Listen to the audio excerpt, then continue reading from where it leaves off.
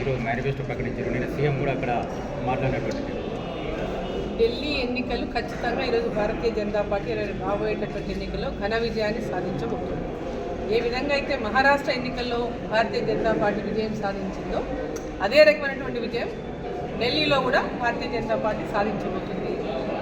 ఇక కాంగ్రెస్ మేనిఫెస్టో విషయానికి వస్తే ప్రజలు భారతీయ జనతా పార్టీని విశ్వసిస్తారు.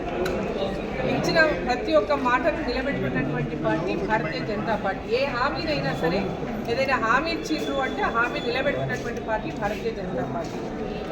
ఈరోజు కాంగ్రెస్ పార్టీ గురించి మాట్లాడితే ఇచ్చిన హామీలన్నింటినీ కూడా తుంగలో తొక్కి ప్రజలను మోసం చేసినటువంటి పార్టీ ఏదంటే కాంగ్రెస్ పార్టీ.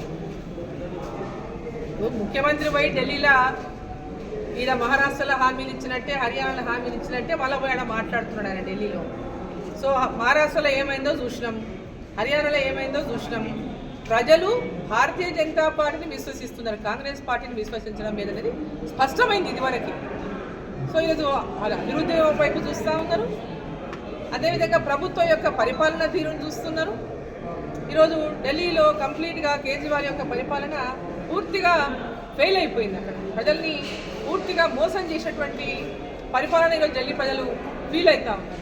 సో ఈరోజు వాళ్ళు మార్పు కోరుకుంటున్నారు. ఢిల్లీలో కేంద్రంలో భారతీయ జనతా పార్టీ ఉంది, ఢిల్లీలో కూడా భారతీయ జనతా పార్టీ రావాలి, ఇక్కడ డెవలప్మెంట్ కావాలి.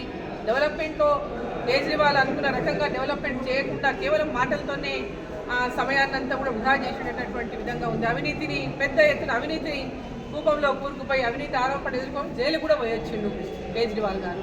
సో ఇవాళ ఇవన్నిటి కూడా భారతీయ జనతా పార్టీ పెద్ద ఎత్తున ప్రజల లోపల విశ్వాసం కలిగడానికి, ప్రజలకు ఇచ్చిన మాట నిలబెట్టుకుంటుందనడానికి ఆ యొక్క పరిపాలన తీరే హర్యానాలో గెలిపించింది, మళ్ళీ మహారాష్ట్రలో విజయాన్ని అందించిపెట్టింది. కాబట్టి ఈరోజు తెలంగాణ ముఖ్యమంత్రి పోయి ఢిల్లీలో తెలంగాణ పథకాల గురించి ఏం మాట్లాడినా కూడా ఢిల్లీ ప్రజలు విశ్వసించేటటువంటి పరిస్థితి. ఇంతకుముందు కూడా మహారాష్ట్ర కూడా ఇదే మాట చెప్పిండు, మేము తెలంగాణలో ఇవన్నీ ఎక్కడ లేదు, దేశంలో ఎక్కడ లేనటువంటి పథకాలను మేము తెలంగాణలో అమలు చేస్తున్నాం. అన్ని అబద్ధమే, పచ్చ అబద్ధాలు చెప్పిండు. ఇక్కడ అమలు చేసింది ఏమీ లేదు, అమలు చేస్తున్నది కూడా ఏమీ లేదు. పచ్చ అబద్ధాలు మాట్లాడిండు. 2 లక్షల రూపాయలు రుణమాఫీ అన్నాడు, ఇప్పటిదాకా అందరికీ అయ్యిందే లేదు. ఇంతవరకు రైతు బంధు, రైతు భరోసా అన్నారు, ఇప్పటిదాకా ఇచ్చిందే లేదు. 2500 మహిళలకు అన్నారు, ఇప్పటిదాకా ఏ ఒక్క మహిళకు ఇచ్చింది లేదు. చదువుకునేటటువంటి విద్యార్థులకు, నిరుద్యోగులకు 4000 రూపాయలు నెలకు నిరుద్యోగ వృత్తి అన్నారు.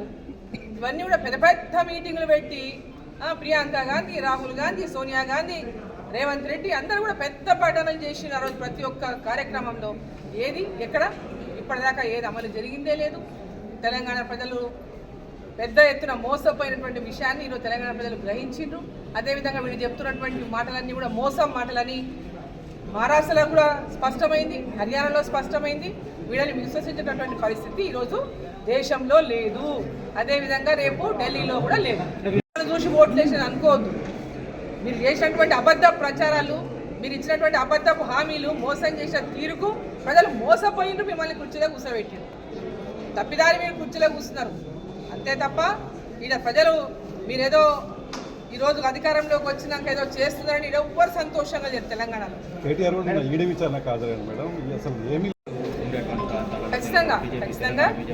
ఖచ్చితంగా ప్రచార కార్యక్రమాల్లో బీజేపీ బీఆర్ఎస్ పార్టీ రెండో ఒకటే. డైలాగ్ బీజేపీ అలసిపోయిన వాళ్ళు ఈ డైలాగ్ బీఆర్ఎస్ బీజేపీ ఒకటే, బీఆర్ఎస్ బీజేపీ ఎన్నికల ముందు ఒకటే ఒర్లి ఒర్లి ఒర్లి ఒర్లి ఒర్లి వాళ్ళ నాలుకలు కూడా పాపం ఇదైపోయిండొచ్చు. దాంట్లో సక్సెస్ అయినామని చెప్పేసి ఇంకా అదే ప్రజలకంతా అర్థమైంది. ప్రజలకు అర్థమైంది బీఆర్ఎస్ ఎదుర్కొంటున్నాడు కేటీఆర్. ఈ కార్ రేస్ విషయంలో ఆరోపణలు ఎదుర్కొంటున్నాడు. దాంట్లో విధానాలకు విరుద్ధంగా ఇక్కడి నుంచి డబ్బును విదేశాలకు పంపినటువంటి ఆరోపణలు దాంట్లో చాలా స్పష్టంగా ఎదుర్కొంటున్నాడు. దాని విషయంలో విచారణ ఈరోజు ఈడీ కావచ్చు, ఏసీ కావచ్చు, విచారణ జరుగుతుంది. దాంట్లో విచారణలో భాగంగా వారు ఏ ప్రశ్నలు వేసిండ్రు, వీరు ఏం సమాధానాలు చెప్పిరు, బయట చెప్తున్న లోపల అడిగింది ఒకటేనా కూడా మనకి తెలియదు. లోపల ఏం అడిగిండ్రో బయట ఆయన వచ్చి ఏం చెప్తుండో మనకు తెలియదు కదా. అడిగిన వాళ్ళకి తెలుసు, చెప్పినైనా బయట వచ్చి చెప్తున్నాడు. నిజంగా లోపల ఏం చెప్పిన అనే సంగతి ఇలా వాస్తవంగా చెప్పకూడదు. కానీ వాళ్ళు ఏం అంటే అలా జరుగుతున్నది ఒకటి, చెప్తున్నది ఒకటి అయ్యిండొచ్చు. సో ఈరోజు ఏదైనా ఆరోపణలు వచ్చినాయి, ఈరోజు విచారణ జరుగుతున్నది, అవినీతి జరిగిందనేటటువంటిది వాళ్ళ తెలంగాణ ప్రజలు ఈరోజు నమ్ముతున్నారా లేదనే దానికి విచారణలో ఆ విషయాలన్నీ కూడా బయటికి వస్తాయి.